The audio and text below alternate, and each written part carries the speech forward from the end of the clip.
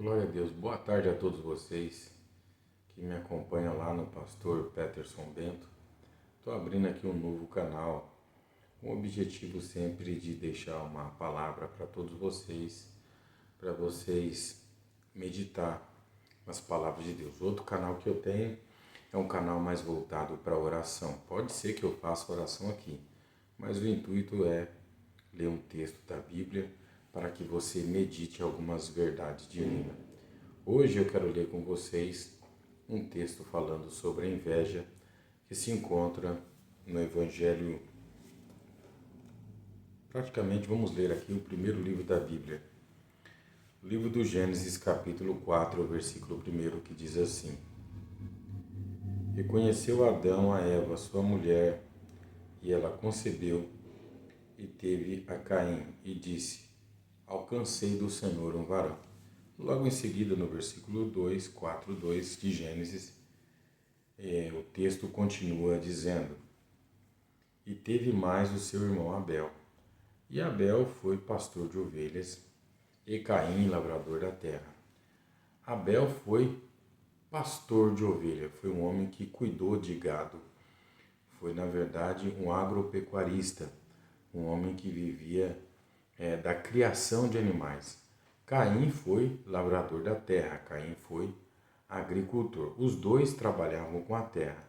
A diferença é que um plantava, um espalhava a semente e cultivava a terra para que ela produzisse, e o outro, na verdade, ele criava animais e cuidava para a reprodução desses animais, para viver da sua pele, da sua carne, enfim. Bom, em Gênesis capítulo 4, versículo 3, e aconteceu que ao cabo de dias, que Caim trouxe do fruto da terra uma oferta ao Senhor. E também Abel trouxe dos primogênitos das suas ovelhas e da sua gordura uma oferta ao Senhor. E atentou o Senhor para a oferta de Abel, né? Mas para Caim, para a sua oferta, não atentou Deus. E irou-se Caim fortemente e descaiu o seu semblante. O texto que eu quero colocar aqui é o seguinte: a questão das ofertas não era dinheiro. Como Caim era um agricultor da terra, era um homem que cultivava a terra, com certeza ele deu a sua oferta em grãos. Era permitida a oferta em grãos? Sim. O dízimo dado em grão, sacos de arroz, sacos de trigo, sim, era permitido, porque é um fruto da terra. E a Bíblia Sagrada fala que Abel trouxe dos primogênitos das suas ovelhas e da sua gordura. A palavra primogênito quer dizer das suas primícias. Abel ele foi lá e escolheu, né, das primeiras ovelhas. Vamos supor que em várias ovelhas que estavam ali para nascer, nasceram todas aquelas ovelhas, e daquelas primeiras ovelhas que nasceram, do rebanho que ele já tinha, e escolheu a mais bonita de todas. Parece que ele teve um certo capricho, né, em pregar primeiro para Deus. Vamos colocar a forma assim. Ele primeiro pensou em tirar o melhor para Deus no seu sacrifício. Não foi tudo, né? O sacrifício aqui, na verdade, era uma oferta que ele levava. Mas o capricho, ele separar em primeiro lugar aquela oferta, porque a questão aqui não é a quantidade, mas é o capricho do seu coração, a sua boa vontade do seu coração, ir lá com todo o carinho e separar aquele sacrifício para Deus. Continuando. Mas para Caim e para a sua oferta, o texto é bem claro. Mas para Caim, Deus olhou para Caim e para a sua oferta. Então aqui nós temos duas coisas diferentes. Abel tirou das suas primícias, quer dizer que Abel teve um capricho. Não, primeiro eu vou tirar para Deus, depois eu vou resolver. Ele tirou com todo o capricho, uma coisa boa, uma coisa agradável, né? É como se fosse um presente. Como que eu vou pegar um sapato usado meu e dar para outra pessoa? Se não serve para mim, serve para o outro. Então compro um novo e dou para a pessoa que está precisando. É mais ou menos essa linha de raciocínio. Mas parece que para Caim, quando ele fala para Caim, ele está falando para a pessoa de Caim. E depois ele fala pela sua oferta, porque o texto aqui, ele não fala que a pessoa é aprovada pela quantidade de dinheiro, e sim pelo comportamento da pessoa. Mas para Caim, Deus olhou para o coração de Caim, e para a sua oferta não atentou o Senhor. Bom, aí vocês sabem o resto do texto, né? E o Senhor disse a Caim, por que te tiraste? Por que descaiu o seu semblante? Então a Caim se irou, ficou com raiva, porque Deus aceitou melhor o sacrifício do irmão dele e não aceitou o sacrifício dele. Ele ficou com raiva do irmão dele, pela prosperidade que o irmão dele recebeu. Ele sentiu ódio, sentiu raiva. Bom, o texto sagrado fala que ele vai e mata Caim. Abel é morto por Caim por causa da raiva que ele tinha de ver que o seu irmão era muito bem sucedido e ele não. Mas o segredo não era financeiro, não era a quantidade do sacrifício, mas sim como pessoa.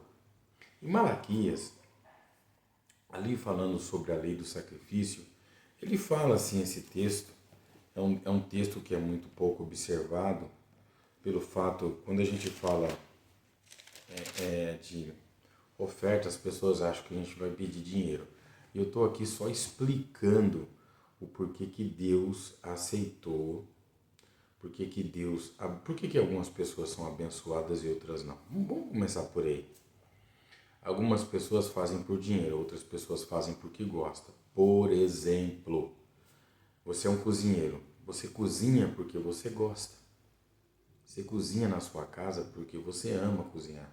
Você adora fazer uma comida bem feita. Vamos supor que você vira um cozinheiro profissional. Você vai se dar melhor do que os demais que estudaram para ser cozinheiro. Por quê? Porque você tem algo a mais que ele não tem. Você ama o que você faz. Vamos supor que você é um marceneiro. Você é uma pessoa que trabalha com marcenaria. Mas você trabalha com marcenaria porque você acha bonito o trabalho da marcenaria. Você acha lindo quando uma porta, uma mesa, uma cadeira fica bem feita. Você tem dentro de você esse sonho, esse desejo. Então fica muito mais fácil de você ser próspero de maneira natural do que uma pessoa que estudou para ser um marceneiro. Aí você vai falar assim, pastor, mas qual a diferença? Porque um só estudou para ser marceneiro e faz aquilo por dinheiro. Tudo bem, ele vai receber o fruto do seu trabalho, mas não é igual o fruto do trabalho daquele outro que tem amor pelo que ele faz. Porque a pessoa que tem amor pelo que ele faz, ele presta atenção nos detalhes, ele é mais caprichoso, ele é mais detalhista. E geralmente quando alguém vai adquirir um móvel, uma cadeira, uma mesa feita de marcenaria, enfim, tudo aquilo que a pessoa vai consumir, sendo o consumo de comida para comer ou algum bem material para pôr dentro da sua casa, geralmente a pessoa ela presta muita atenção nos detalhes. Ainda que seja mais caro, a pessoa paga mais caro porque ela vê que é de muito boa qualidade, a construção é muito mais bem feita.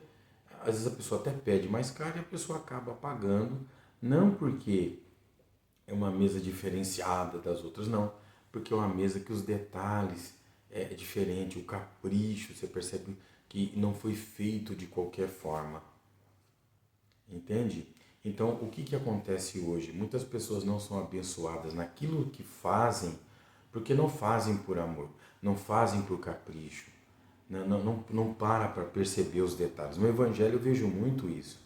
A pregação, no meu ponto de vista, assim como eu comecei lá sobre Caim e Abel e os seus sacrifícios, porque Deus recebeu o sacrifício de Abel e não recebeu o sacrifício de Caim, todo mundo vai pensar que é a questão do dinheiro, mas Deus está falando do capricho. Então, Abel era uma pessoa que quando ele ia dar alguma coisa para alguém, quando ele ia sacrificar alguma coisa para Deus, ele tinha o maior capricho do mundo de pegar algo que não tinha defeito, um sacrifício que era perfeito, não tinha mancha, não tinha nenhum tipo de ruga ou de algum tipo de detalhe que fizesse aquela pessoa rejeitar aquele sacrifício. E aonde está isso? Malaquias, capítulo 1, glória a Deus, e no versículo, eu vou ler por vocês, o 6, diz assim: o filho honrará o pai. Honra, está falando de honra. O servo ao seu senhor.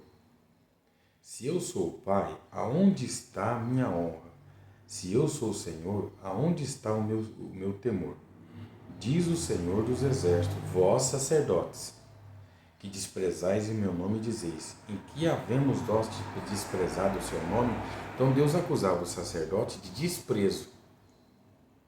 Os sacerdotes diziam, não, mas o que nós estamos desprezando? Nós estamos todos os dias aqui no templo, nós fazemos as coisas que é pedido. E aí ele dá o detalhe. E aí ele fala assim, quando ofereceis sobre o meu altar pão imundo e dizeis, em que havemos profanado? Nisto que dizeis, a mesa do Senhor se torna desprezível. Pão imundo. O que é um pão imundo? Um pão sujo. Uma pessoa que fez o pão, mas não lavou as mãos. A farinha estava escura, era uma farinha suja. E aí ele continua. Porque quando trazeis o animal cego para o sacrifício não faz mal? E ele continua, né? E quando ofereceis o coxo enfermo não faz mal? Ora, apresenta ao teu príncipe e terá agrado de ti. Ou aceitará ele a tua pessoa?